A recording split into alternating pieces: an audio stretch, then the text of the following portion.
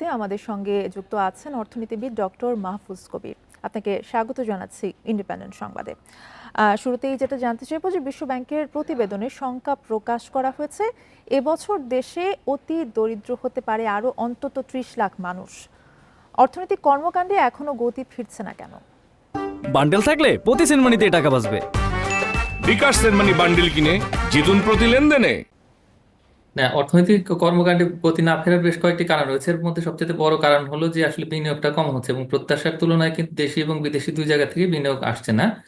এবং আরেকটা বিষয় হচ্ছে যে আসলে অর্থনীতির ভিতরে আস্থাটা কিছুটা কমে যাচ্ছে মানুষের মধ্যে। তো এই কারণ, এটি মূল কারণ।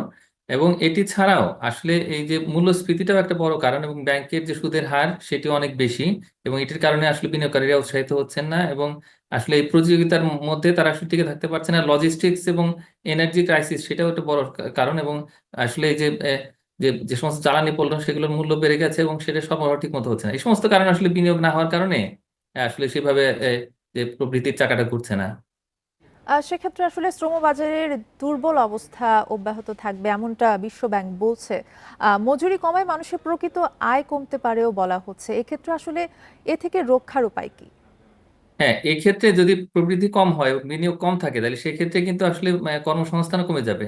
আমরা দেখতে পেয়েছি যে ইতিমধ্যে কয়েকশো আসলে গার্মেন্টস কারখানা বন্ধ হয়ে গেছে, এবং একই সঙ্গে অন্যান্য কারখানার অবস্থা কিন্তু ভালো নয়। অনেকে আসলে বিক্রি করে দিচ্ছেন কারখানা, এবং অন্যান্য যে খাত সেগুলোতে কারখানা বন্ধ হয়ে যাচ্ছে।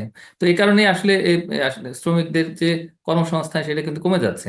এবং এটি ছাড়া স্বকর্মসংস্থান যেগুলো হচ্ছে সেগুলো কমছে। তো সব মিলিয়ে কিন্তু মানুষের যেমন উচ্চ মূল্যস্ফীতির কারণে যে প্রকৃত মজুরি সেটা কমে যাচ্ছে, আয় কমে যাচ্ছে, এবং এই কারণে আসলে দারিদ্র্যের যে ভেতরে কিন্তু মানুষের সংখ্যা বেড়ে যাবে। তো যেটা আসলে বলছে বিশ্ব ব্যাংক। এখন এর থেকে বের হয়ে আসার বড় দুটো উপায় আছে। একটা হলো যে বিনিয়োগটাকে কিভাবে বাড়ানো যায়, এক্ষেত্রে সুদের হারটা কমাতে হবে এবং একই সঙ্গে বিনিয়োগের পরিবেশ, একটা ইতিবাচক পরিবেশ তৈরি করতে হবে।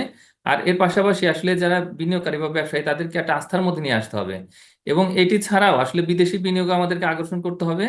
এবং এর পাশাপাশি আসলে এই যে আমাদের যে সমস্ত লজিস্টিক্স গুলো আছে, ব্যবসার যে খরচ, সেটি কমাতে হবে। এবং একই সঙ্গে আসলে যে আমাদের জ্বালানি সরবরাহ সেটি বাড়াতে হবে। আর জ্বালানির যে দাম বাড়ানো হলো অতি সম্প্রতি, সেটাও আবার রিকনসিডার করা যায় কিনা, এই পুনর্বিবেচনা যদি করা হয়, তাহলে সেক্ষেত্রে আসলে নতুন বিনিয়োগকারীও বাড়বে। এবং এটি হলে কিন্তু দেখা যাবে কর্মসংস্থান বাড়ছে এবং দারিদ্র্যের হারটাও কিন্তু কমে আসছে। অর্থনৈতিক পরিস্থিতি গরিব মানুষের জীবনে বেশি প্রভাব ফেলছে। এক্ষেত্রে আসলে সামাজিক বিশৃঙ্খলার শঙ্কা রয়েছে কিনা? হ্যাঁ, এটা অবশ্যই। তার কারণ এইভাবে যদি বেকারত্ব বাড়তে থাকে, তাহলে কিন্তু এই পথে ঘাটে রাহাজানি বাড়বে এবং সব মিলে মানুষের মধ্যে হতাশা তৈরি হবে।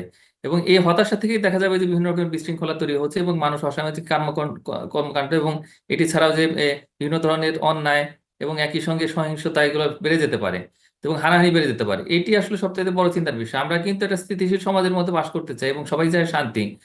কিন্তু এখন যদি এই অশান্তিগুলো বেড়ে যায়, তাহলে সেক্ষেত্রে দেখা যাবে কি আবার নতুন করে দারিদ্র্যের চক্র তৈরি হচ্ছে, এবং এটা আমরা চাই না। এবং যদি স্থিতিশীল পরিবেশ থাকে, তাহলে সেক্ষেত্রে আস্তে আস্তে হয়তো বিনিয়োগ বাড়বে, কিন্তু পরিস্থিতি অস্থিতিশীল হলে তখন অর্থনীতির অবস্থা কিন্তু আরো করুণ হয়ে যেতে পারে। আপনাকে অনেক ধন্যবাদ আমাদের সাথে যুক্ত হবার জন্য।